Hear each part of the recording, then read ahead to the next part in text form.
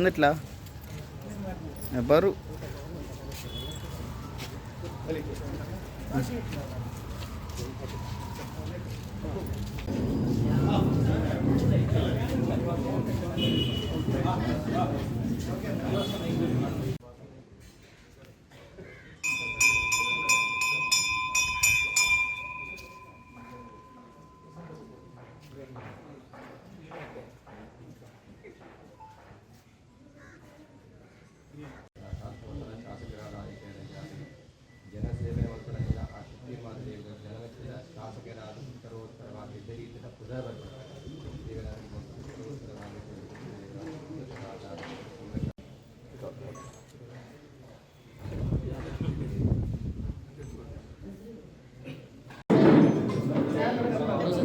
ಇವತ್ತು ನಮಗೆ ಈ ಪುತ್ತೂರು ವಿಧಾನ ಕ್ಷೇತ್ರಕ್ಕೆ ಹೊಸದಾಗಿ ಆಯ್ಕೆಯಾದನ್ನು ಹೂಗುಚ್ಚ ಕೊಡಿ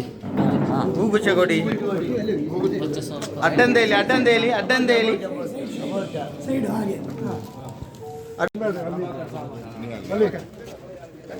ಉದ್ದದವ್ರು ಬೇಕು ಎಲ್ಲ ಬರ್ತಾವಲ್ಲ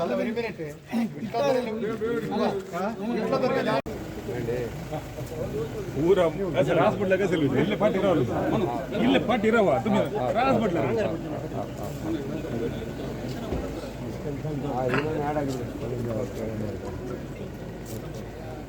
ಇಲ್ಲಿ ನೆರೆದಿರುವಂತಹ ಹಿಂದೂ ಕ್ರೈಸ್ತ ಬಾಂಧವರ ಪರವಾಗಿ ನಮ್ಮ ವಿಟ್ಲ ಚರ್ಚಿನ ಧರ್ಮಗುರುಗಳವರ ಅನುಪಸ್ಥಿತಿಯಲ್ಲಿ ಅವರು ಇವತ್ತಿಲ್ಲ.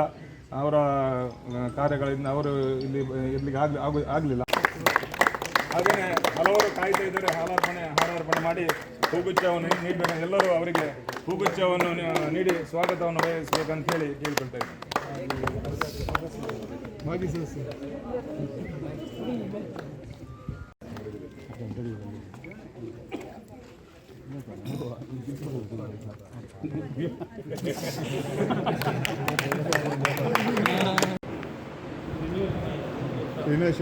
ಈ ವರ್ಷ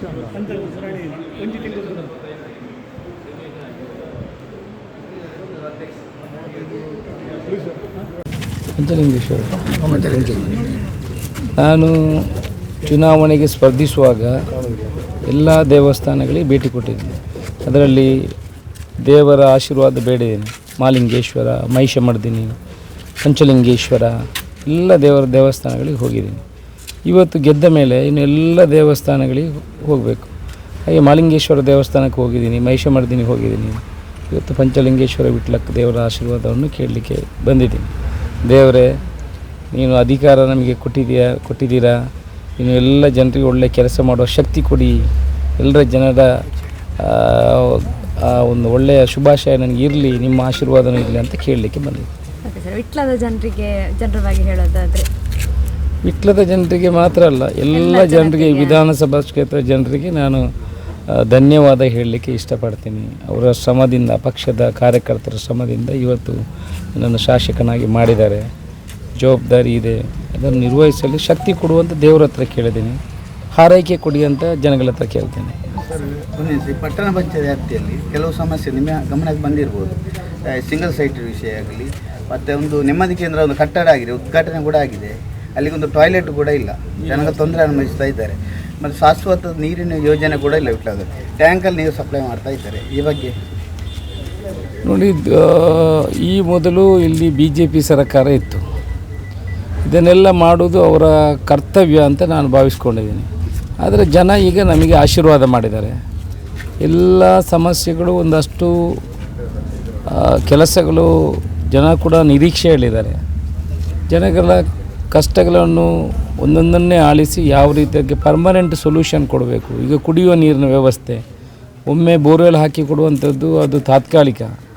ಅದಕ್ಕೆ ಪರ್ಮನೆಂಟ್ ಸೊಲ್ಯೂಷನ್ ಏನನ್ನು ಕೊಡಬೇಕು ಅದರ ಆ ಬಗ್ಗೆ ನೋಡಿಕೊಂಡು ಕೆಲಸ ಮಾಡುವಂಥ ಯೋಜನೆಯನ್ನು ಹಾಕ್ಕೊಳ್ತೇವೆ. ಪಟ್ಟಣ ಪಂಚಾಯತ್ ಆಗುವಾಗ ಮೊದಲು ಈ ಭಾಗದವರಿಗೆ ಯಾರಿಗೂ ಸಕ್ರಮ ಆಗುವಂಥ ವ್ಯವಸ್ಥೆಗಳಿಲ್ಲ. ಎಷ್ಟೋ ಜನ ಸರಕಾರಿ ಭೂಮಿಯಲ್ಲಿ ಕೃಷಿ ಮಾಡಿ ಇಟ್ಕೊಂಡಿದ್ದಾರೆ. ಅವ್ರಿಗೇನು ಸಕ್ರಮ ಮಾಡುವಂಥ ಕೆಲಸಗಳಾಗೋದಿಲ್ಲ. ಬರೀ ಅವರಿಗೆ ಸಿಗುವಂಥದ್ದು 2.5 ಸೆನ್ಸು ಜಾಗ 94C ಅಲ್ಲಿ 1.38 ಮೊದಲಿನವರು ಕೊಡ್ತಾ ಇದ್ದದ್ದು. 2.5 ಸೆನ್ಸ್ 2.25 ಕೊಡ್ಬೋದು. ಅದು BJPಯವರು ಏನು ಮಾಡಲಿಲ್ಲ. ನೋಡುವ, ನಾವು 2.25 ಕೊಡಲಿಕ್ಕೆ ಆಗ್ತದೆ ಅಂತ ನೋಡುವ. ಅಲ್ಲ, ಅದು ಪಟ್ಟಣ ಪಂಚಾಯತ್ ವ್ಯಾಪ್ತಿಗೆ ಬಂದ ನಂತರ ಕಾನೂನನ್ನು ತಿದ್ದುಪಡಿ ತರಲಿಕ್ಕೆ ಅದು ಭಾರಿ ಕಷ್ಟ. ನಾವು ಆ ನಿಟ್ಟಿನಲ್ಲಿ ಆಲೋಚನೆ ಮಾಡ್ತಾಯಿದ್ದೀವಿ. ಕಾನೂನನ್ನು ಸಡಿಲಿಸಿ ಯಾವುದಾದರೂ ಅದರ ವ್ಯಾಪ್ತಿಗೆ ಬರುವುದಿದ್ದರೆ ಯಾರೆಲ್ಲ ಇಷ್ಟರವರೆಗೆ ಸರಕಾರಿ ಜಾಗದಲ್ಲಿ ಕೃಷಿಯನ್ನು ಮಾಡಿ ಅವರ ಸ್ವಾಧೀನದಲ್ಲಿದೆ, ಆ ಅಕ್ರಮ ಸಕ್ರಮ ಮುಖಾಂತರ ಅಂಥವರಿಗೆ ಕೊಡಲಿಕ್ಕೆ ಅವಕಾಶ ಇದೆಯಾ ಅಂತ ನಮ್ಮ ಮನಸ್ಸಿನಲ್ಲಿ ಆಲೋಚನೆಗಳಿದೆ. ಆ ನಿಟ್ಟಿನಲ್ಲಿ ನಾವು ಪ್ರಯತ್ನವನ್ನು ಮಾಡ್ತೀವಿ. ನೋಡಬೇಕು ಯಾವ ರೀತಿ ಅದನ್ನು ಮಾಡಿಕೊಡ್ಬೋದು ಅನ್ನುವ ರೀತಿಯಲ್ಲಿ ಕೆಲಸ ಮಾಡುವ ಅವಶ್ಯಕತೆ ಇದೆ, ನೋಡ್ತೀವಿ. ಸರ್, ವಿಟ್ಲದಲ್ಲಿ ಹೆಚ್ಚಾಗಿ ಸಮಸ್ಯೆ ಕೇಳುವ ಇನ್ನೊಂದು ಏನಂತ ಹೇಳಿದರೆ ಸಂಚಾರದಲ್ಲಿ ಒಂದು ಇಲ್ಲಿ ಟ್ರಾಫಿಕ್ ಇದೊಂದು, ಈ ಬಗ್ಗೆ ಏನಾದರೂ? ಅದು ನೋಡಿ, ನ್ಯಾಷನಲ್ ಹೈವೇ ಪಾಸ್ ಆಗುವಾಗ ಅದರ ಏನು ಮಾರ್ಜಿನ್ ಇದೆ ಅದರಲ್ಲಿರುವ ಹೊಸ ಬಿಲ್ಡಿಂಗ್ ಆಗುವ ಆಟೋಮೆಟಿಕಲಿ ಅವ್ರು ಬಿಟ್ಕೊಡ್ಬೇಕು. ಈಗ ನಾನು ಶಾಸಕನಾಗಿ ಬಂದ ಕೂಡಲೇ ರೋಡ್ ವೈಡನಿಂಗ್ ಹೋದರೆ ನೀವೇನು ಹೇಳ್ತೀರಾ? ಈಗ ನನಗೆ ಹಿಡಿತೀರಾ? ನಾಳೆ ಆಮೇಲೆ ಹೇಳ್ತೀರಾ ಅಶೋಕ್ ರೈ ಅವರು ಬಂದ ಕೂಡಲೇ ನಮ್ಮ ಬಿಲ್ಡಿಂಗನ್ನು ಮಗ್ಚಿ ಹಾಕಿದರು ಅಂತ. ಜನಗಳಿಗೆ ತೊಂದರೆ ಆಗೋ ರೀತಿಯಲ್ಲಿ ನಗರವನ್ನು ಅಭಿವೃದ್ಧಿ ಮಾಡಲಿಕ್ಕೆ ಪ್ರಯತ್ನ ಮಾಡ್ತೇನೆ. ಜನಗಳಿಗೂ ತೊಂದರೆ ಆಗಬಾರ್ದು, ಒಳ್ಳೆಯ ನಗರವೂ ಬೆಳೀಬೇಕು. ಈ ದೃಷ್ಟಿಕೋನ ಇಟ್ಕೊಂಡು ಕೆಲಸ ಮಾಡ್ತೇವೆ. ಸರ್ಕಾರಿ ಕಚೇರಿಗಳೆಲ್ಲ ಬಾಡಿಗೆ ಕೊಠಡಿಯಲ್ಲಿ ಈ ಬಗ್ಗೆ ತಮ್ಮ ಗಮನಕ್ಕೆ ಬಂದಿದೆ, ಮತ್ತು ಯಾವ ರೀತಿ ಕ್ರಮ ಕೈಗೊಳ್ತೀವಿ? ಅದು ಯಾವ ಇಲಾಖೆಗೆ ಫಸ್ಟು ಇಲ್ಲ ಆಗಿರುವಂಥದ್ದು, ಇಲ್ಲಿ ಆಸ್ಪತ್ರೆಯನ್ನು ಸರಿ ಮಾಡಬೇಕು. ಜನಗಳಿಗೆ ಬೇಸಿಕ್ ಎಜುಕೇಷನು ಮತ್ತು ಹಾಸ್ಪಿಟಲು, ಆರೋಗ್ಯ ಸಮಸ್ಯೆ. ಇಲ್ಲಿ ಪರ್ಮನೆಂಟು ಡಾಕ್ಟ್ರ್ ಇಲ್ಲ, ಸರಿಯಾದ ಡಯಾಲಿಸಿಸ್ ಸೆಂಟರ್ ಇಲ್ಲ. ತುಂಬ ಜನ ಕಿಡ್ನಿ ಫೇಲಿಯರ್ ಆದವರು ಎಲ್ಲೆಲ್ಲಿ ಮಂಗಳೂರಿಗೆ ಹೋಗ್ತಾರೆ, ಪುತ್ತೂರು ಬಂಟ್ವಾಳಕ್ಕೆ ಹೋಗ್ತಾರೆ. ಇಲ್ಲಿ ಒಂದು ಡಯಾಲಿಸಿಸ್ ಸೆಂಟರ್ ಬೇಕು. ಒಳ್ಳೆ ನೋಡಿ, ಎಕ್ಸ್ರೇ ಮಿಷಿನ್ ಇದ್ದರೂ ಟೆಕ್ನಿಷಿಯನ್ ಇಲ್ಲ. ಇಂಥದ್ದನ್ನೆಲ್ಲ ಇಂಪಾರ್ಟೆಂಟ್ ಇಶ್ಯೂ ಅಲ್ಲಲ್ಲಿ ನಾವು ಸಾಲ್ವ್ ಮಾಡೋ ಅವಶ್ಯಕತೆ ಇದೆ. ಎಕ್ಸ್ರೇ ಮಿಷಿನು ಹಾಸ್ಪಿಟ್ಲಲ್ಲಿ ಪುತ್ತೂರಲ್ಲಿದೆ, ಉಪ್ಪಿನಂಗಡಿಯಲ್ಲಿದೆ, ಟೆಕ್ನಿಷಿಯನ್ ಇದ್ದಾನೆ, ತುಕ್ಕು ಹಿಡಿತಿದೆ ಕೋಟಿ ರೂಪಾಯಿ. ಸೊ ಇಂಥ ವಿಚಾರಗಳಿಗೆ ಸ್ವಲ್ಪ ಗಮನ ಕೊಟ್ಟರೆ ಜನಗಳಿಗೆ ಅಲ್ಲಿ ಸೇವೆ ಸಿಗ್ತದೆ.